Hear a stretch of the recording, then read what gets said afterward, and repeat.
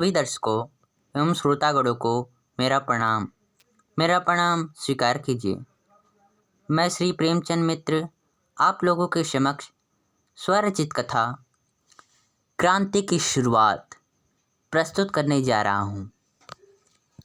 यह कहानी 1947 की है, जब भारतवासी अंग्रेज़ों के जुल्मों से मुक्त हुए थे।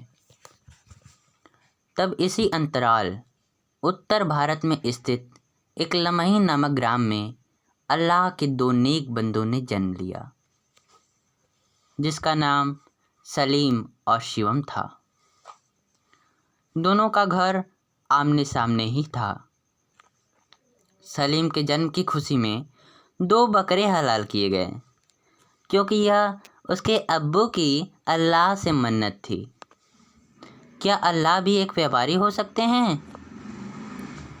और इधर शिवम के जन्म की खुशी में कई मछलियाँ तली गईं, क्योंकि उसके घर वालों का मानना था कि मछली खाना शुभ होता है। क्या मछलियाँ पूजने योग्य नहीं हैं?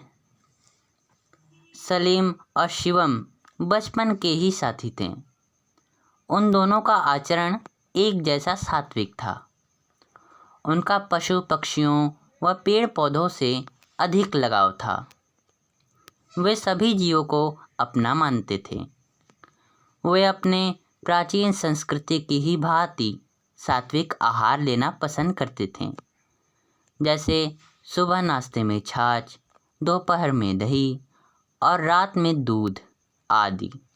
उन दोनों का कहना था कि हमारे पूर्वज केवल जीने के लिए खाते थे, लेकिन अब के समय में लोग स्वाद के लिए जीते हैं, जिससे उनका जीवन सदा असंतुलित रहता है, जैसे अधिक बीमार होना, गैस की समस्या, मधुमेह, त्वचा रोग, कैंसर आदि। मानो जैसे उल्टी गंगा बह रही हो। शिवम के बड़े भैया शुभम एक हृष्ट पुष्ट नवयुवक थे। वे शिव जी और हनुमान जी के सबसे बड़े पुजारी थे, इसलिए वे सोमवार व मंगलवार को छोड़कर बाकी सभी दिन मांसाहारी थे।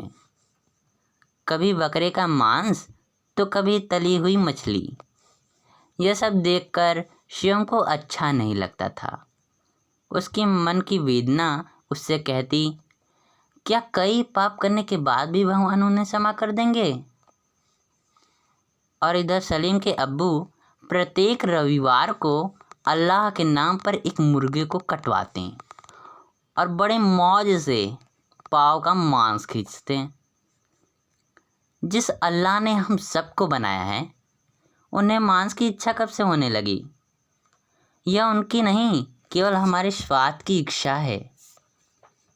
एक दिन रविवार को सलीम के अब्बू सलीम की अप्पी को खाने की मेज पर बैठे बैठे सीख दे रहे थे कि कभी किसी बेकसूर को तकलीफ़ मत देना, उसकी बद्दुआ खुदा भी माफ़ नहीं करता। क्या उसे उसके हाथ में वह मांस की हड्डी नहीं दिखाई दे रही है? पर उपदेश कुशल बहु तेरे। सलीम की अम्मी और शिवम की मम्मी उन दोनों से दुखी थी, क्योंकि वे दोनों शुद्ध शाकाहारी थे, और महत्वपूर्ण कारण यह था कि वे दोनों अत्यधिक पतले थे।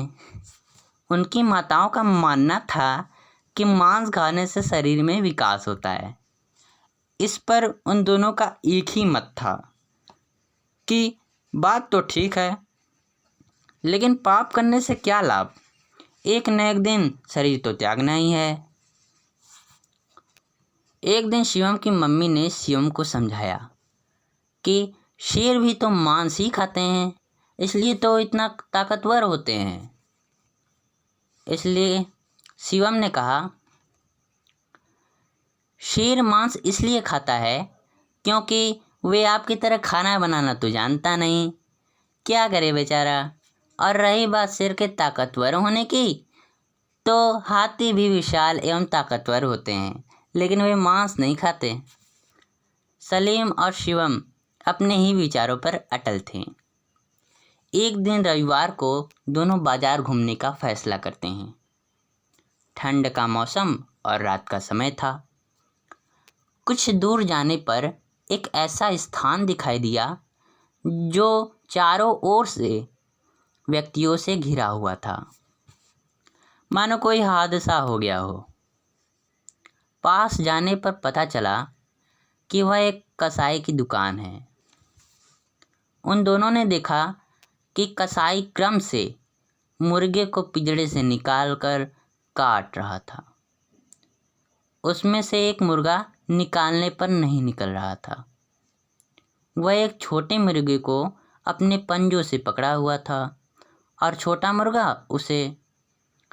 शिवम को लग रहा था कि वह मुर्गा उस छोटे मुर्गे की माँ है, मानो बच्चे से उसकी ममता छीन रही हो।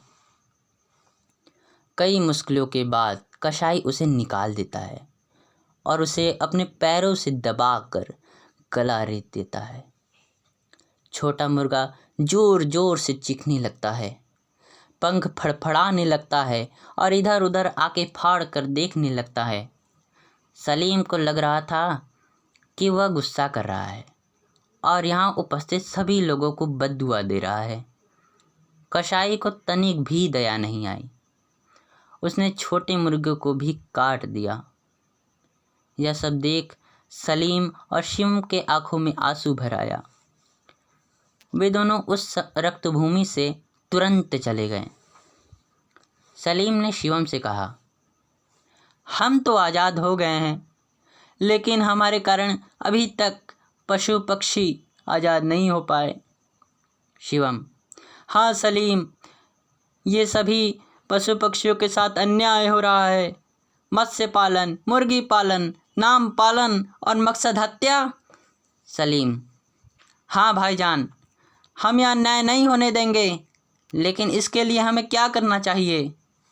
शिवम, हम लोगों को ज्ञान देंगे कि मांसाहारी न हमारे अनुकूल है और न ही प्रकृति के अनुकूल है, क्योंकि प्रकृति सभी जीवों की माता है, किसी एक की नहीं।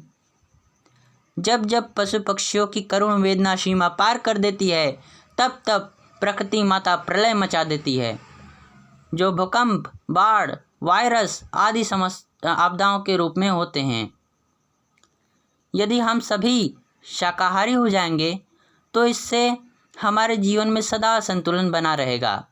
यही नहीं, इससे भूख से मरने वाले लोगों को भी जान बच जाएगी, क्योंकि बकरे का 1 किलो मांस लगभग 30 किलो आटा के बराबर होता है, जिसे कई लोगों का पेट भर सकता है। सलीम, तुमने ठीक कहा। इस जगत पर संपूर्ण जीवों का अधिकार है, किसी एक का नहीं। अल्लाह ने इंसानों को सभी जीवों से सर्वाधिक बुद्धिमान बनाया है, इसलिए हमें रोटी रूपी आवश्यकता के पीछे भागना चाहिए, न कि मांस रूपी इच्छा के। शिवम, हाँ सलीम, हम लोगों को यही सब ज्ञान देंगे। सबसे पहले मैं अपने भैया को समझाने की कोशिश करूँगा कि समय का हर पल ईश्वर है। सोमवार या मंगलवार या कोई भी दिन मायने नहीं रखता। सलीम, और मैं अपने अब्बू को समझाने की कोशिश करूँगा। शिवम, तो चलो घर से करें क्रांति की शुरुआत। इस कथा से आपको क्या सीखने को मिला, टिप्पणी में अवश्य बताएं।